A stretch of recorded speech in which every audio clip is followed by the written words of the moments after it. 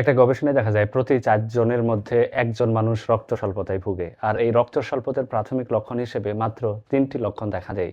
সেই ৩ টি লক্ষণের মধ্যে ১ নম্বর লক্ষণ হচ্ছে হঠাৎ করে মাথা ঘোরা অথবা চোখে ঝাপসা দেখা। হঠাৎ করে শারীরিক দুর্বলতা দেখা দিবে, অল্প পরিশ্রমে অতিরিক্ত শ্বাসকষ্ট বা হাঁপানির মতো প্রবলেম তৈরি হতে পারে। বুক ধড়ফড় করা এবং ত্বক ফ্যাকাশে হয়ে যাওয়ার মতো প্রবলেম দেখা দিতে পারে এবং সবথেকে গুরুত্বপূর্ণ হচ্ছে চোখের এই পার্টটাতে ফ্যাকাশে বা হলুদাভ বর্ণ ধারণ করতে পারে।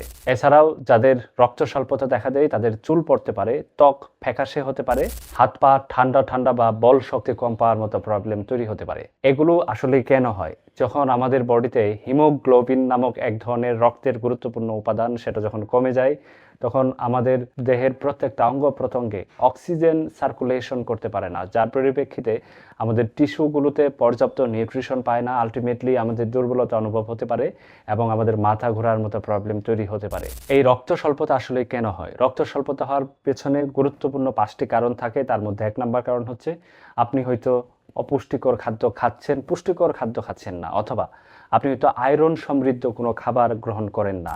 ২ নম্বর হচ্ছে আপনার পেটের কোনো ব্লিডিং আলসার থাকতে পারে, অথবা আলসারের কারণে আপনি যখন পায়খানা করেন কালো পায়খানা হওয়া, অথবা পায়খানার সাথে রক্ত যাওয়া, অথবা আপনি যখন কাশি দেন কাশির সাথে লালচে কাশি বা রক্ত যাওয়ার মতো প্রবলেম তৈরি হতে পারে। যাদের দীর্ঘমেয়াদী কৃমির সমস্যা থাকে অথবা লম্বা সময় অপুষ্টিতে ভুগলেও তাদের এই ধরনের রক্ত স্বল্পতা দেখা দেয়। এবং সবথেকে গুরুত্বপূর্ণ হচ্ছে আপনার অন্ত্রের মাঝখানে অথবা নাড়ি ভুঁড়িতে যদি কোনো রোগ থাকে, কিছু কিছু রোগে আয়রন শোষণ ক্ষমতা কমে যায়, এটার কারণেও আপনার দেহে রক্ত স্বল্পতা দেখা দিতে পারে।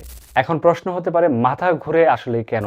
প্রথম কারণ হচ্ছে আপনার রক্ত স্বল্পতা দেখা দিলে যখন টিস্যুতে পর্যাপ্ত অক্সিজেন পাবে না তখনই আপনার মাথা ঘুরতে পারে এবং রক্ত চাপ, যেটাকে ব্লাড প্রেশার বলা হয়, সেটা যদি কমে যায়। এছাড়াও আরও কয়েকটি রোগে আপনার মাথা ঘুরতে পারে। ১ নম্বর হচ্ছে যদি অনিয়ন্ত্রিত ডায়াবেটিস থাকে সেক্ষেত্রে হতে পারে। পানির স্বল্পতার কারণে মাথা ঘোরার প্রবলেম তৈরি হতে পারে। রাতে ঘুম কম হওয়ার কারণেও আপনার মাথা ঘোরার প্রবলেম তৈরি হতে পারে। সুতরাং মাথা ঘোরা এটা একটা রোগ নয়, এটা বিভিন্ন রোগের উপসর্গ বলা হয়, যেটাকে ইংরেজিতে ডিজিনেস বলা হয়। এটার পেছনে রক্ত স্বল্পতা ছাড়াও আরও অসংখ্য কারণ থাকতে পারে।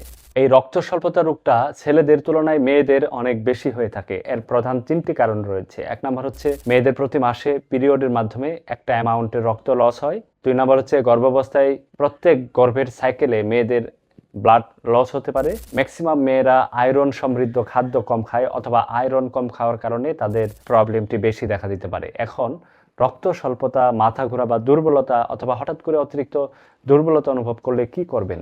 আমরা রক্ত স্বল্পতা আছে কিনা এটা পরীক্ষা করার জন্য প্রাথমিক পর্যায়ে হিমোগ্লোবিন পার্সেন্টেজ নামক টেস্টটি করতে বলি। এটার থেকে আরও ভালো হয় যদি কমপ্লিট ব্লাড কাউন্ট বা সিবিসি নামক টেস্ট সে করতে পারে।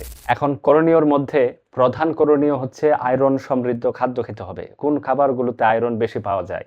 ১ নম্বর হচ্ছে কচু শাক, কচুর মুখী, প্রাণীর কলিজা, লাল মাংস, ডিম, পালং শাক, তিসি জাতীয় যে বীজ, এগুলোতে প্রচুর আয়রন পাওয়া যায়। প্রতিদিন খাদ্য তালিকায় রাখলে ধীরে ধীরে তার রক্ত স্বল্পতা পূরণ হয়ে যেতে পারে। যদি সেটা ৯-এর কম থাকে হিমোগ্লোবিন, সেক্ষেত্রে ব্লাড দেওয়ার প্রয়োজন হতে পারে। আর যদি ৯-এর বেশি থাকে হিমোগ্লোবিন, সেক্ষেত্রে এই ধরনের খাদ্য খেয়েও রক্ত স্বল্পতা পূরণ করা যায়। ২ নম্বর হচ্ছে ভিটামিন সি জাতীয় খাদ্য খেতে হবে। ভিটামিন সির মধ্যে লেবু হতে পারে অথবা টক যে খাদ্যগুলো রয়েছে সেগুলো খেলে আয়রন শোষণ ক্ষমতা বৃদ্ধি হয়।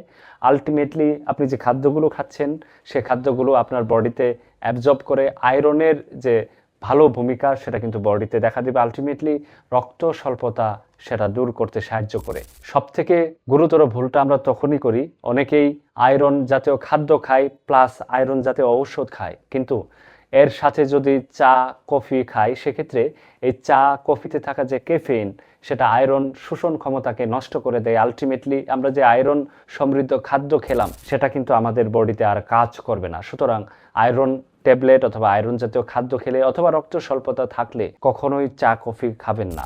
সর্বশেষ কথা হচ্ছে দীর্ঘমেয়াদী শারীরিক দুর্বলতা থাকলে অবশ্যই একজন নিকটস্থ ডাক্তারের পরামর্শ নেওয়া উচিত। ভিডিওটি শেষ করছি। সুস্থ থাকুন। আসসালামু আলাইকুম।